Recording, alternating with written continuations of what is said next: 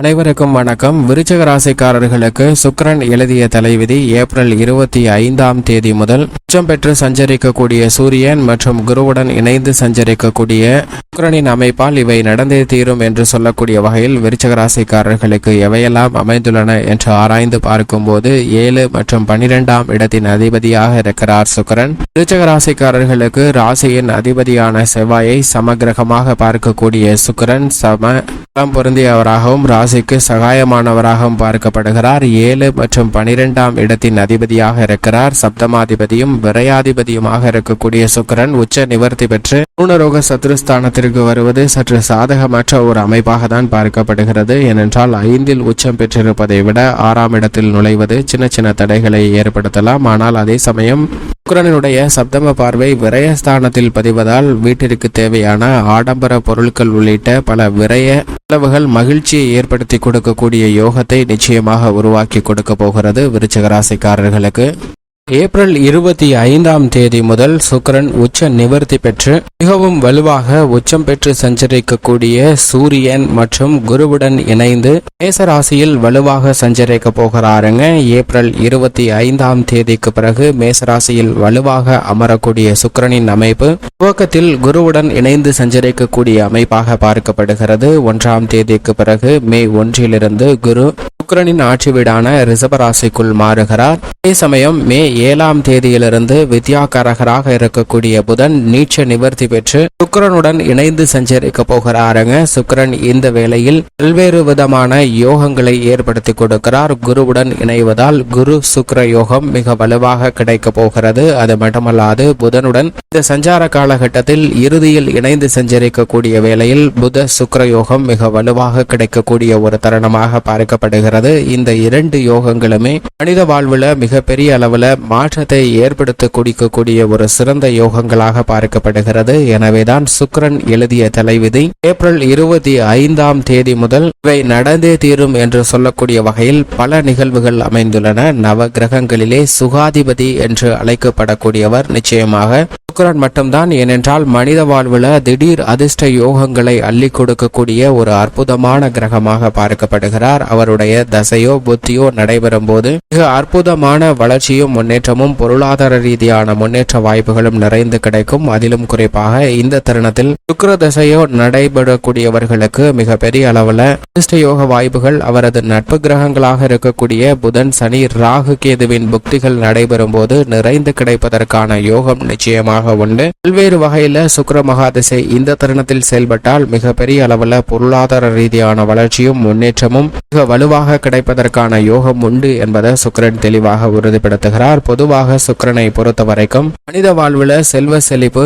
ஆடம்பர வாழ்க்கை, வசதி வாய்ப்பு போன்ற அனைத்துமே நிறைந்து கிடைக்க வேண்டும் என்றால் அதில் சுக்கிரனுடைய பங்களிப்பு என்பது மிக முக்கியமான ஒன்றாக பார்க்கப்படுகிறது. சுக்கிரனின் அனுகிரகை இல்லை என்றால் அவற்றில் பெரிய அளவிற்கு நன்மை நிறைந்து கிடைப்பதற்கான யோகம் நிச்சயமாக கிடைக்காது. எனவேதான் சுக்கிரனுடைய பயிற்சி மிக உன்னிப்பாக பார்க்கப்பட வேண்டிய ஒன்றாக பார்க்கப்படுகிறது. இந்த தருணத்தில் சுக்கிரன் சமகிரகமாக இருக்கக்கூடிய குருவின் ஆட்சி வீட்டிலிருந்து மற்றொரு சமகிரகமான செவ்வாயின் ஆட்சி வீடான மேசராசியில் அமர்வது பல்வேறு வகையில நல்ல மாற்றத்தை ஏற்படுத்தி கொடுக்கிறது. ஏனென்றால் சுக்கிரனின் பார்வையில் புதன் சனி ராகு கேது போன்ற கிரகநிலைகள் நட்பு கிரகங்களாக உள்ளன. குரு மற்றும் செவ்வாய் சமகிரகங்களாக பார்க்கப்படுகின்றன. ஆனால் குருவின் பார்வையில் சுக்கிரன் பகை கிரகமாக இருந்தாலும் கூட குரு சுக்கிர யோகம் என்பது மிக பெரிய அளவுல மாற்றத்தையும் முன்னேற்றத்தையும் அள்ளி கொடுக்கக்கூடிய ஒரு அற்புதமான அமைப்பாக பார்க்கப்படுகிறது. ஏனென்றால் இயற்கையிலே 2 கிரகநிலைகளும் சுப கிரகங்களாக பார்க்கப்படுகிறது. அது மட்டுமல்லாது புதனும் இந்த தருணத்தின் இறுதியில் சஞ்சரிக்கும் போது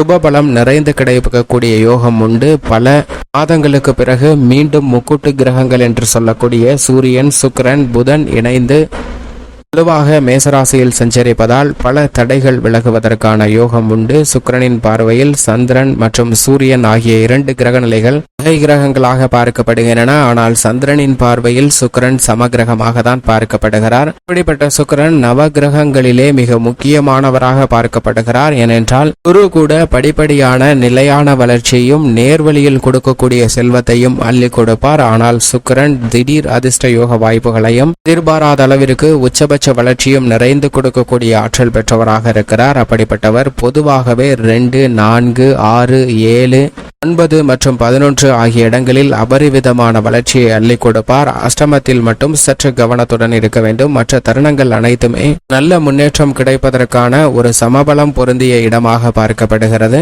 எனவே இந்த சுக்கிரனுடைய உச்ச நிவர்த்தி என்பது பல வகையில சிறந்த மாறுதலை ஏற்படுத்தி கொடுப்பதற்கான வாய்ப்பையும் யோகத்தையும் நிச்சயமாக உருவாக்கி கொடுக்கிறது. அது மட்டுமல்லாது இந்த தருணத்துல சுக்கிரனுடைய சப்தம பார்வை மிகவும் வலுவாக ஆட்சி வீடான துலாம் ராசியின் மீது பதிகிறதுங்க. இதுவும் வரவேற்கத்தக்க ஒரு அமைப்பாக பார்க்கப்படுகிறது. சுக்கிரனின் சப்தம பார்வை துலாம் ராசியில் பதிவதன் காரணமாக பல்வேறு இடம் வலுப்பெறுகிறது. எனவே பல தடைகள் விலகி நல்ல முன்னேற்றம் நிறைந்து கிடைப்பதற்கான யோகமும் சுக்கிரனின் அமைப்பு காரணமாக நிச்சயமாக உண்டு. பொதுவாக சுக்கிரன் உச்ச நிவர்த்தி பெறுவது சற்று சாதகமற்ற அமைப்பு என்றாலும் கூட சுக்கிரனுடைய இந்த பயிற்சியில் முற்பகுதியில் குருவுடனும் பிற்பகுதியில் புதனுடனும் இணைந்து சஞ்சரிக்கக்கூடிய இந்த தருணம் என்பது நிச்சயமாக குரு சுக்கிர யோகத்தையும் புத சுக்கிர யோகத்தையும் வலுவாக கொடுப்பதால் பல வகையில அறிவாற்றலை பயன்படுத்தி சிறப்பான முன்னேற்றத்தை பெறுவதற்கான யோகமும் உண்டு. சூழ்நிலைக்கு ஏற்றவாறு தக்க முடிவுகளை சிறப்பான முறையில கையாளுவதற்கான அதிர்ஷ்ட யோகம் நிறைந்த ஒரு தருணமாக பார்க்கப்படுகிறது. குருவுடன் இணைந்திருப்பதால் குடும்பம், உத்தியோகம் என அனைத்திலும் சிறப்பான முன்னேற்றம் கிடைக்கும். புதனுடனும் இணைந்து சஞ்சரிக்கக்கூடிய வேளையில் எதை செய்தாலும் சிந்தித்து தெளிவாக முடிவெடுக்கக்கூடிய ஆற்றலும், எவ்வளவு பெரிய பொருளாதார ரீதியான சிக்கலாக இருந்தாலும் அவற்றை சிறப்பாக கையாளக்கூடிய யோகமும் நிச்சயமாக கிடைக்கப் போகிறது. அதைவிட முதலும் முடிவுமான சூரியனுடன் இணைந்து சஞ்சரிக்கிறாருங்க. ஆளுமையும் அதிகாரமும் கொண்ட சூரியனுடன் இணைந்து சஞ்சரிக்கக்கூடிய இந்த வேளையில் நிச்சயமாக பல அதிரடியான பொறுப்புகள் உங்களுக்கு கிடைக்கும். புதிய வாய்ப்புகள், வேலை வாய்ப்பு உள்ளிட்ட பல எதிர்பாராத பொருளாதார ரீதியான முன்னேற்றம் பெறக்கூடிய வாய்ப்புகளை நிறைந்து பெறுவதற்கான யோகம் நிச்சயமாக உண்டு. முக்கூட்டு கிரகங்கள் பல மாதங்களுக்கு பிறகு மீண்டும் இணைந்திருக்கக்கூடிய இந்த வேளையில் சிறப்பாக முன்னேற்றத்திற்கு முட்டுக்கட்டை இடக்கூடிய பல காரியங்கள் அனைத்தும் தவிடுபடியாகின்றன. எனவே காரிய தடைகள் விலகி சிறப்பான முன்னேற்றம் நிறைந்து கிடைக்கும். இப்படி சுக்கிரனுடைய அமைப்பு மிக வலுவாக இருக்கும் போது நட்பு கிரகமாக இருக்கக்கூடிய சனி கும்பராசியில் ஆட்சி பலம் பெற்றிருக்கிறார். ராகு மீன ராசியிலும் அவருடன் இணைந்து செவ்வாயும் சஞ்சரிக்கிறார். மோட்சக்காரகரான கேது கன்னிராசியில் இருக்கிறார். சந்திரன் பெரும்பாலும் பல்வேறு இடங்கள்ல சாதகமாகவும் சாதகமற்ற வேலையிலும் வலம் வந்து கொண்டிருக்கிறார். இப்படிப்பட்ட இந்த வேளையில் சுக்கிரன் முற்பகுதியிலும் பிற்பகுதியிலும் நிறைந்த யோகத்தை கொடுப்பதால் பல அதிரடியான மாற்றங்களை ஏற்படுத்தி கொடுக்க போகிறாருங்க சுக்கிரன் எழுதிய தலைவிதியாக. இப்படி சுக்கிரனுடைய அமைப்பும் மற்ற கிரகநிலைகளின் அமைப்பும் இருக்க விருச்சிக ராசிக்காரர்களுக்கு சுக்கிரன் மிகவும் வலுவாக பூர்ணரோக சத்ருஸ்தானமாகிய 6ஆம் இடத்தில் அமர்ந்திருப்பதால் இந்த தருணத்தில் ஆரோக்கிய தொல்லைகள் விலகுவதற்கான யோகம் உண்டு. சில மறைமுகமான சூழ்ச்சிகள் இருந்தாலும் அவற்றை சிறப்பான முறையில் கையாளுவதற்கான அதிர்ஷ்ட யோக வாய்ப்புகள் மிக வலுவாக கிடைக்கக்கூடிய ஒரு தருணமாக பார்க்கப்படுகிறது. இல்லத்தில் இவருடைய ஒத்துழைப்பும் உங்களுக்கு மிக சிறப்பாக கிடைப்பதால் பல்வேறு வகையான சிறப்பான பணிகளை முன்னின்று சிறப்பாக கையாளுவதற்கான யோகம் இந்த தருணத்தில் உண்டு. சுப நிகழ்வுகள் பலவற்றால் மகிழ்ச்சி நிறைந்து கிடைக்கக்கூடிய யோகம் உண்டு. உங்களுடைய திறமை பளிச்சென வெளிப்படுவதற்கான யோகம் இந்த தருணத்தில் மிக வலுவாக கிடைக்கிறது. எனவே உத்தியோக ரீதியாக அதிகாரப்பூர்வ உதவிகளை நிறைந்து பெறுவதற்கான யோகம் விருச்சிக ராசிக்காரர்களுக்கு இந்த தருணத்தில் மிகவும் வலுவாக கிடைக்கிறது. எனவே திட்டமிட்டதை விட நல்ல மாறுதல் இந்த தருணத்தில் உண்டு. ஏனென்றால் சுக்கிரனும் துவக்கத்தில் குருவுடன் இணைந்து சஞ்சரித்தாலும் 1ஆம் தேதிக்கு பிறகு குரு சப்தமஸ்தானத்தில் நுழைகிறார். எனவே பல வகையில உங்களுடைய எதிர்பார்ப்புகள் பூர்த்தியாகும். இந்த தருணத்தில்